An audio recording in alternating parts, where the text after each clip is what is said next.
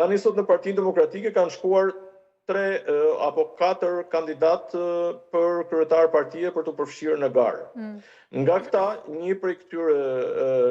kandidatëve, zonja Sula, një mjeka, antare e Partisë Demokratike, është regjistruar në garë. Kurse 3 të tjerët, të paktën për 2 prej tyre është e sigurt, nuk janë regjistruar, ata kanë paraqitur dokumentet e tyre përmes avokatëve, është Evi Kokalari dhe Ervin Saljani. Që të dy, ne kemi ditur që nuk do pranohen për shkak të deklaratave që ka bërë Partia Demokratike, drejtuesit të Partisë Demokratike, qoftë Berisha apo qoftë sekretari i përgjithshëm, në lidhje me pozicionin e tyre në raport me PD.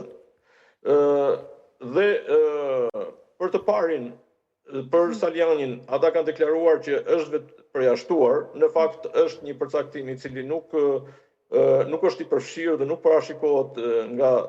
statuti i Partisë Demokratike, ndërsa për zonjën Kokalari është thënë se nuk është antare e Partisë Demokratike, gjë që ajo e konteston, duke thënë se unë jam antare e rithemelimit që në vitin 2021. Kjo ngelet pastaj për të shpjeguar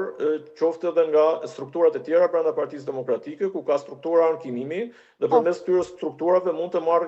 edhe ne, po edhe ata, edhe publiku mund të marrë një përgjigje pak më të strukturuar dhe jo në formën e opinionit, ashtu siç mund të